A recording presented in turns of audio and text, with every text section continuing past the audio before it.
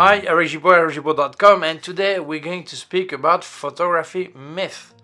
Yeah, I spend a lot of time on social networks, going on photography groups, reading, helping when I can, but I read so many things that are simple myths and people repeat them forever.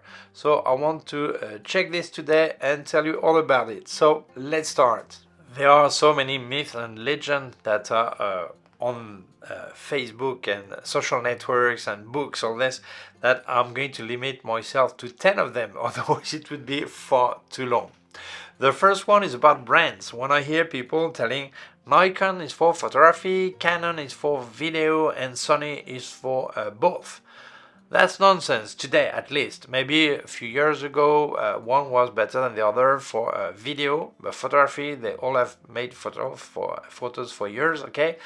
And if you look at Canon, for example, they actually limit some of their model, standard, whether R line or reflex line in video, because they try to sell their cinema line. Okay, so sometimes you have things that are nowadays, today, more advanced on a Nikon than on a Canon, depends which model you look at, but still it's nonsense. It all depends on what you want to do. You can do photography with all of them, video with all of them, and both with all of them. So it's really a nonsense. So stop telling Nikon is for photography and Canon is just for video. That's nonsense. Actually, when you look at a stadium in the Olympics game, look at the amount of Canon cameras there are on the side.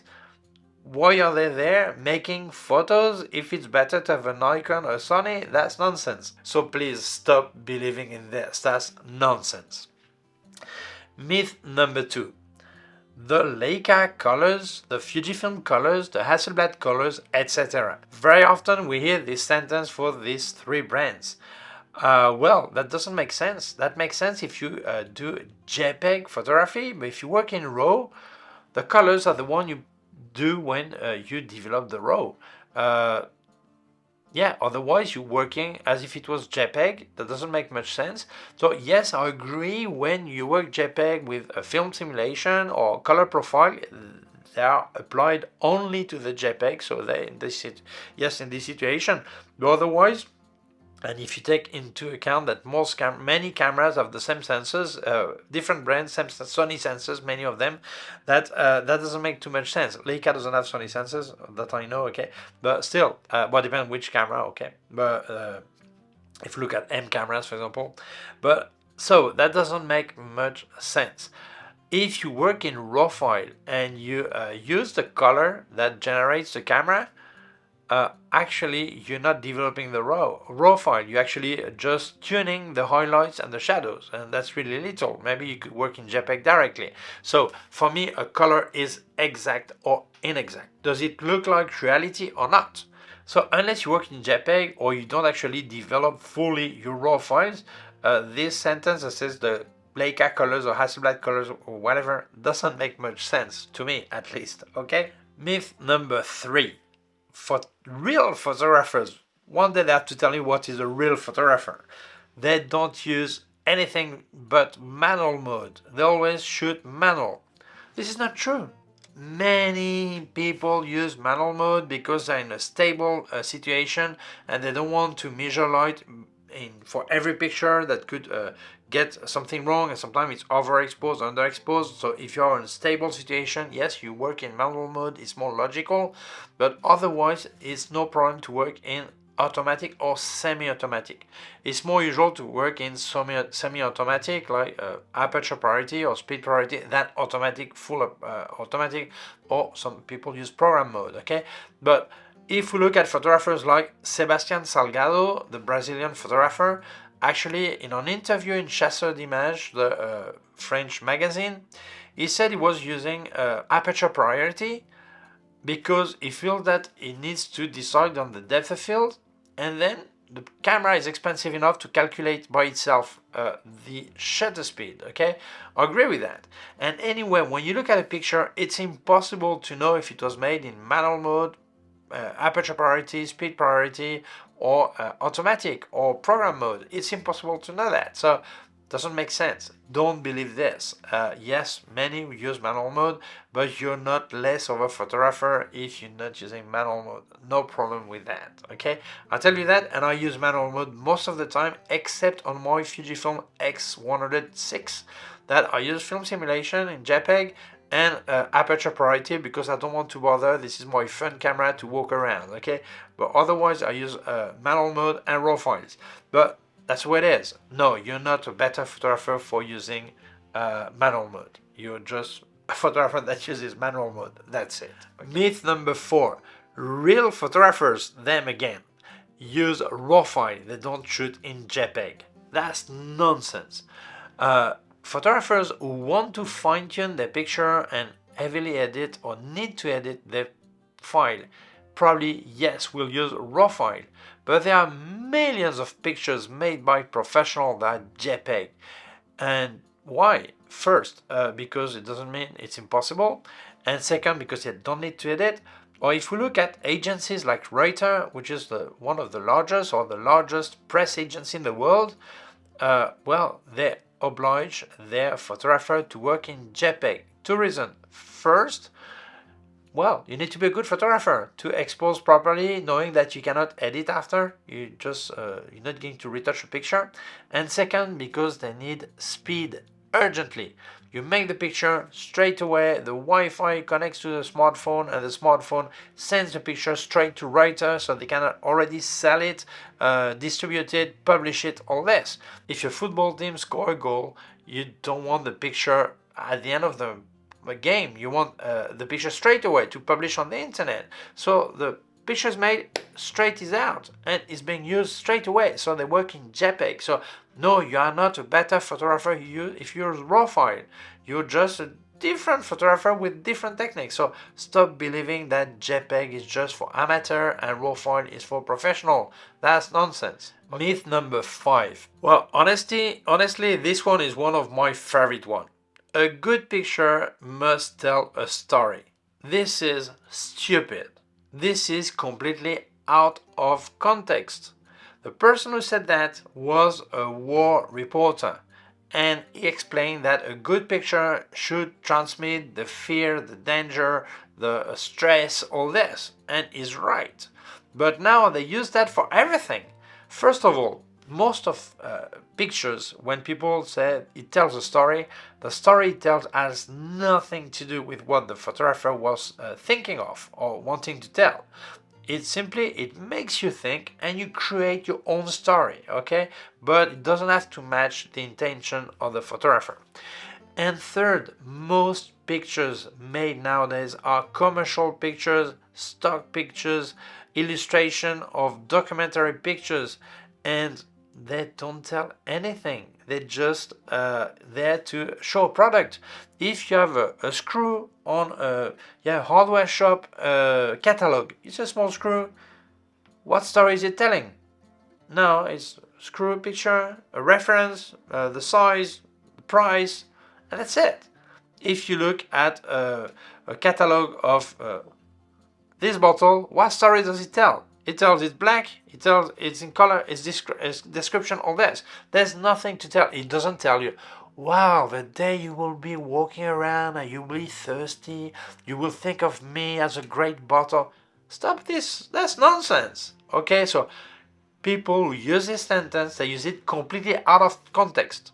Some pictures may tell a story, but a good picture, a fantastic picture doesn't necessarily need to tell a story. I've seen splash photography, incredible, beautiful. What story does it tell? That a drop of water fell on another drop, that fell on another drop. It doesn't tell anything. It's just beautiful, if you like it, but it doesn't tell anything. So stop believing that a good picture is the one that tells a story. No. A good picture that must illustrate something without text, yes, must tell something, but otherwise, no. Okay? That's simple. That's simple. By the way, if you wanted to help me, I can help you too. I've activated the member area of my YouTube channel. There, don't speak about gear, just speak about photography, tips, tuition. There's a join button just below so you can access my exclusive video just for members. And don't forget, I've got affiliated links in description. Please use them, that really helps me. And if you buy Luminar Neo or Aperty by Skylum, there is a code Eric10 that gives you 10% discount, but it's extra. It means you see any offer they have, you still place my code and you get an even better price. So thank you so much, that really helps me. Let's carry on.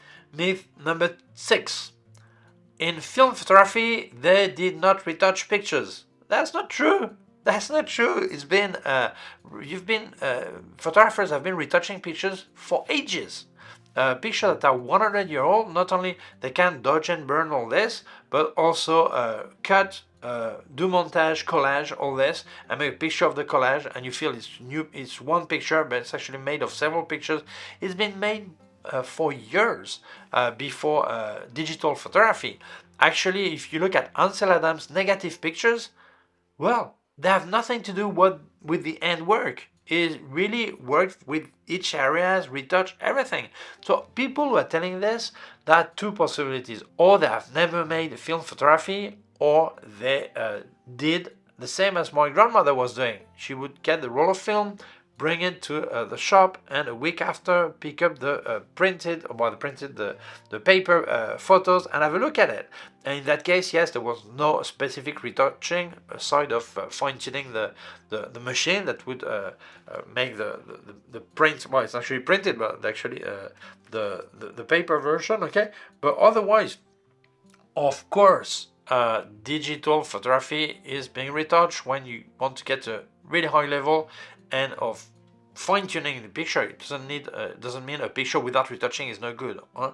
But many people still retouch, and they also did it in film photography. So stop believing that. Yes, in film time, pictures, great photographers were fine-tuning in post-production.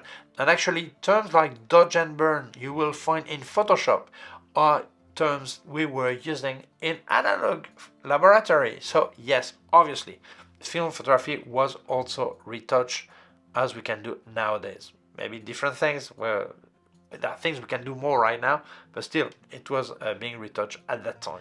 Myth number 7.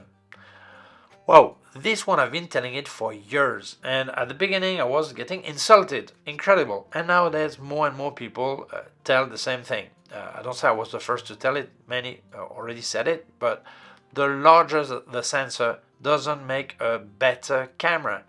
It depends on what you want to do. I've got from micro four third up to medium format, going through APS-C and full frame. I worked many years with only full frame, then I went to micro four third, and this is when I realized that it doesn't make, yeah, the quality was good anyway. So it all depends on what you want to do. I don't pick my medium format for the same thing as I pick my micro four third or my full frame or my APS-C. It depends on each type of picture I want to make. So I see people spending thousands and thousands of money, of euros or dollars or whatever currency you use, and they need to get this great full frame because people tell them full frame is the best. Full frame is the best for some things, but micro four thirds is the best for others, and APS-C for others, and medium format for others. So you have to analyze first what you need to do and what you want to do. For example, for macro photography, I prefer micro four third. Why? Because with micro four third, I've got more depth of field. So if I want to make a picture of a fly, I don't want just the head to be in focus. I want the full fly. So for me, micro four third is better. I save on focus stacking, or I have to stack less. So for me, it's better. But for landscape in really wide angle situation, I prefer larger sensor because their lenses seems to respond better than a smaller sensor with a wide angle. So it all depends on what you want to do. We cannot tell that a larger sensor is always better. And don't forget that what's important if we look at a low light is the photo set size. If your photo site is really small, on a large sensor compared to a bit larger on a smaller sensor with a lot less resolution, then it will respond better on low light, this smaller sensor, than your large one. And it can be the other way around. It all depends. So we cannot say larger sensor always better. It depends what you want to do. And before spending your money, think about what you want to do. Having a larger sensor, a medium format camera doesn't allow me to do everything I want to do. It all depends on what I want to do. I pick a camera or another. Myth number 8. What's important is the lens and not the camera body, and not the sensor, I would say. Well, it's a myth, yes or not. The problem is out of context. Very often I hear people telling, no, instead of changing camera, buy a better lens. Well. Let's say you have an entry-level camera and you want to change camera body only and not lenses. You will not, if you keep your basic lenses, you will not get the benefit out of this new sensor that is probably better, okay? So, this is why we tell, in the order of buying things, get your first camera, then before grading the body, buy better lenses. So when you get a better body, you will already have these lenses. Will these great lenses make your actual present camera better? No, probably you will see a small improvement, but not as much as what you can imagine. Why? Because you need to match. A great sensor needs great lenses.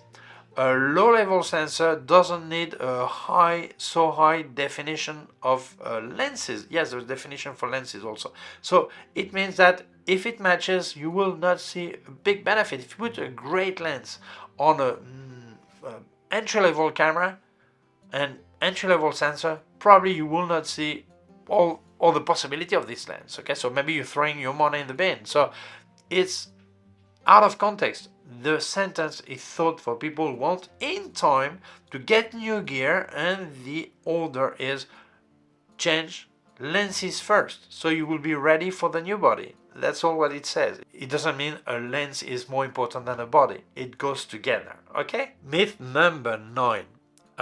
Prime lenses are better than zoom lenses. And because of this, I see people that have a really nice zoom on their camera. They get a prime lens that is entry level, I would say even low quality, and they think it's going to be better. No, that's not the way it works.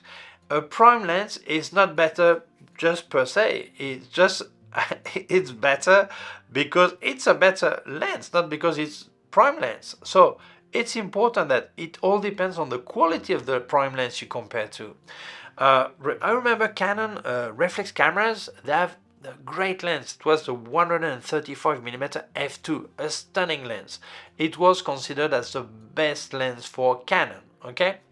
But then Canon presented the 20-70mm 2.8 version 2, and the first time they could say, well, if we look at sharpness, micro contrast, we get a better result with this zoom than the 135mm f2. And that was a zoom lens. Okay, so you must compare to a similar level.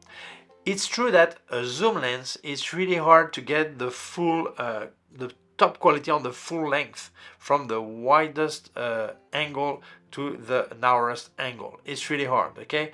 Prime lens doesn't have this problem. You're not going to change the focal length, so it's easier to work just on one focal length than the full range of a zoom lens, okay?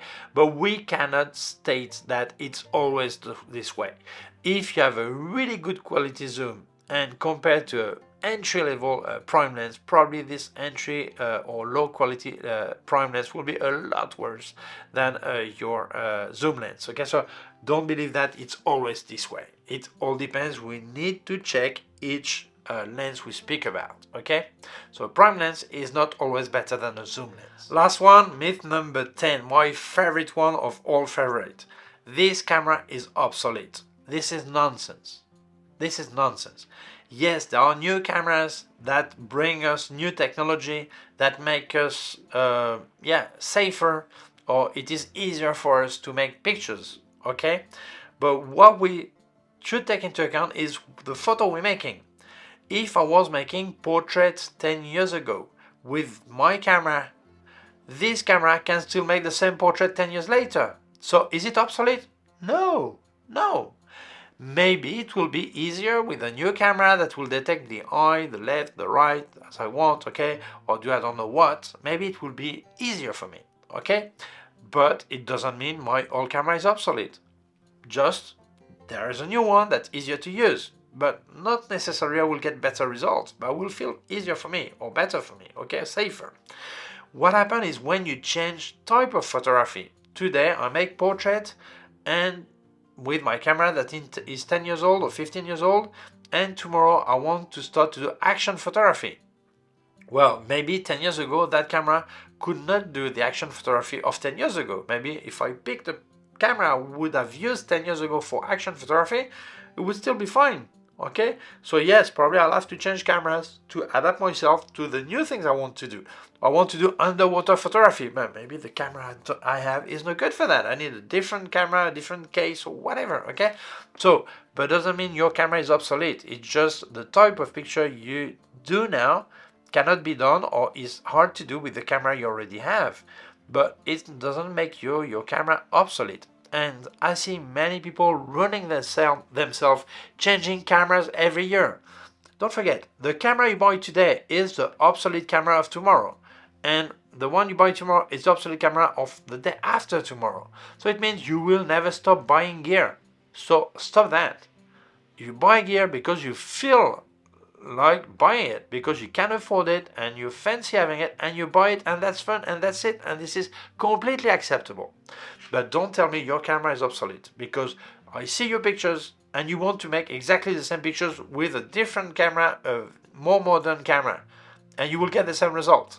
So your camera is not obsolete. You just feel there is easier, better, more fun, whatever, to have a new camera, but it doesn't make your camera obsolete.